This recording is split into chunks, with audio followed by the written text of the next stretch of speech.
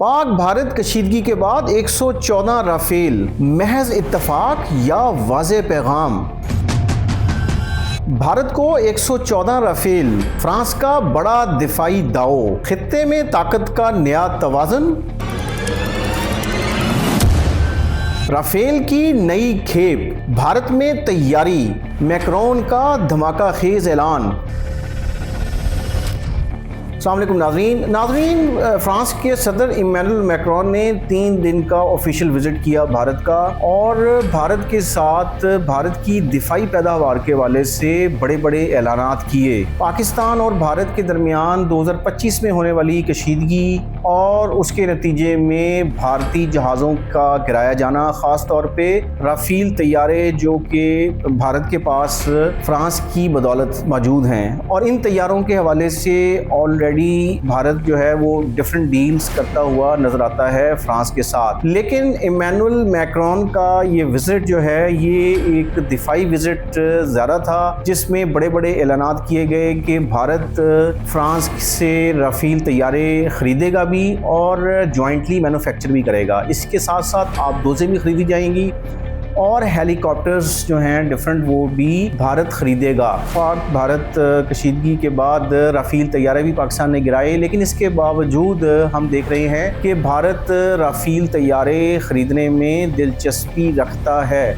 और 114 राफेल तैयारों के हवाले से बात हुई है दोनों मुल्कों के दरमियान कि 114 राफेल तैयारे ख़रीदेगा भारत फ्रांस से, और ये जॉइंट प्रोडक्शन भी होगी, और इसमें ये दोनों ममालिक के दरमियान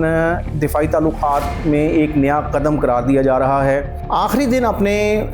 फ्रांसीसी सदर ने प्रेस कॉन्फ्रेंस में ये बात की है कि फ्रांस और भारत दिफाई ताउन के एक नए दौर में दाखिल हो रहे हैं, जिसके तहत राफेल लड़ाका तैयारों, हेलीकॉप्टरों की मुश्तरका पैदावार के मंसूबे शामिल हैं। फ्रांस को भारत को मज़ीद आबदोज़ें फ़रोख्त करने की भी उम्मीद है, ये उन्होंने बड़ा कैटेगरिकली बात की। भारत की जानिब से मज़ीद 114 राफेल तैयारों की मुतवक्के ख़रीदारी दोनों ममालिक के दरमियान दिफाई ताल्लुकात में एक नया अहम कदम है, ये फ्रांसीसी सदर ने कहा। और ये भी उन्होंने कहा कि फ्रांस चाहता है कि इसी नौइयत का ताउन आबदोज़ों के शोबे में भी देखने में आए। ये 114 राफेल तैयारे ना सिर्फ दोनों मुल्क मिलकर तैयार करेंगे, बल्कि ये भारत फिर फ्रांस से ख़रीदेगा भी। और इस हवाले से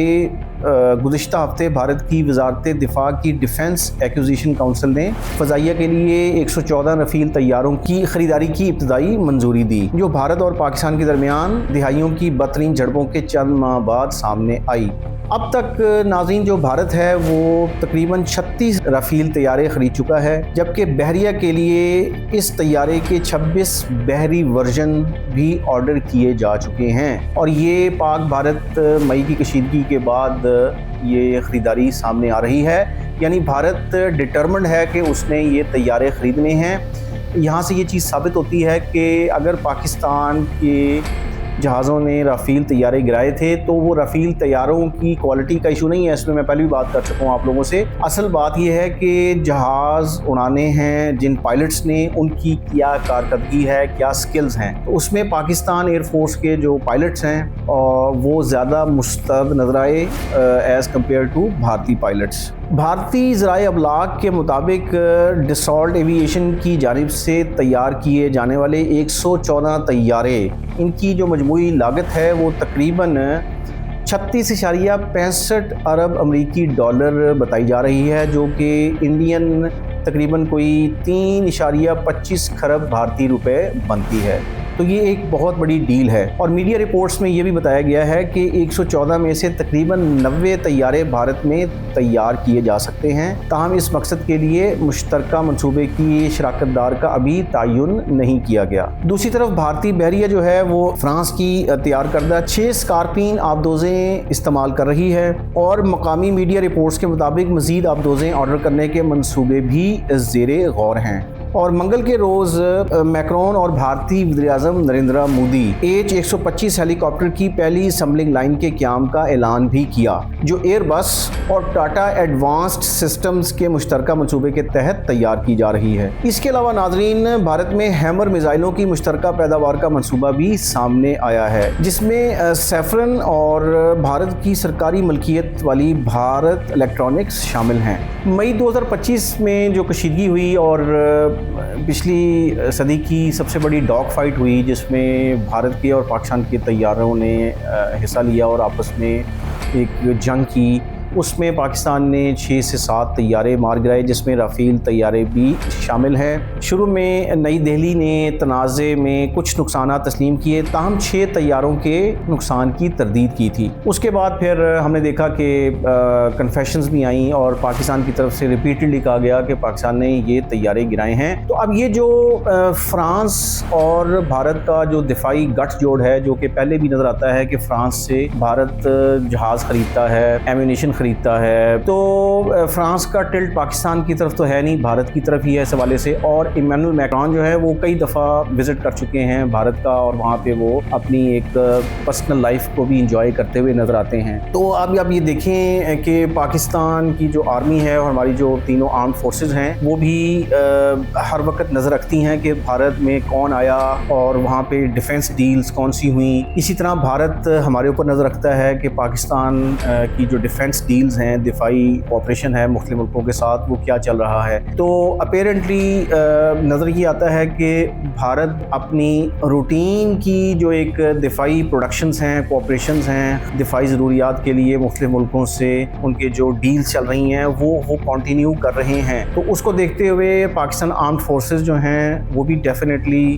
دیکھ رہی ہوں گی کہ بھارت کن کن ملکوں کے ساتھ مل کے اپنی دفاعی ضروریات کو پورا کر رہا ہے، یا اپنی ڈیفنس پروڈکشنز کو بڑھا رہا ہے، یا اپنا اوور آل جو پیرافرنیلیا ہے انڈین آرمڈ فورسز کا اس میں اضافہ کر رہا ہے۔ تو سائڈ بائی سائڈ پاکستان بھی کرتا ہوا نظر آتا ہے، لیکن پاکستان آرمڈ فورسز کو یہ دیکھنے کی ضرورت ہے کہ اگر انڈیا کی سائڈ پہ جہازوں میں، آبدوزوں میں، ہیلی کاپٹرز میں اضافہ ہو رہا ہے، تو ہم نے بھی اس طرح کا اضافہ کرنا ہے، چونکہ اب یہ جو سال چل رہے ہیں 2025 سے ہم آنورڈ دیکھتے ہیں، پوری دنیا میں کشیدگیاں ہیں اور کانفلکٹس ہیں، جنگیں ہیں۔ ابھی ایران اور امریکہ کے درمیان بھی خطرہ ہر وقت منڈلا رہا ہے کہ امریکہ کس وقت ایران پہ حملہ کر دے، اور ایران نے پھر تھریٹ کیا ہے کہ جی اگر امریکہ ایران پہ حملہ کرے گا تو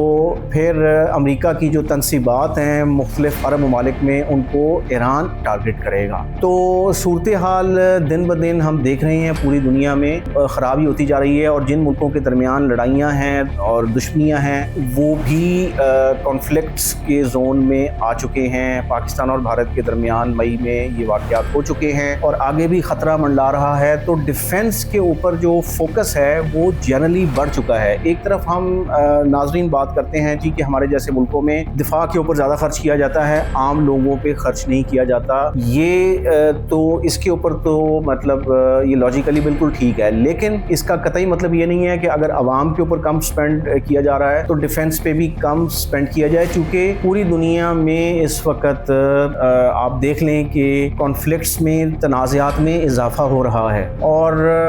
ملک جو ہیں وہ ایک دوسرے کے خلاف اتحاد بنا کے تو اترے ہوئے ہیں میدان میں کہ کس نے کس کو پچھاڑنا ہے۔ تو دفاع کی جو ضروریات پاکستان کی ہیں وہ بھی پوری ہونی ہیں۔ اب یہ حکومتوں کا کام ہے، اور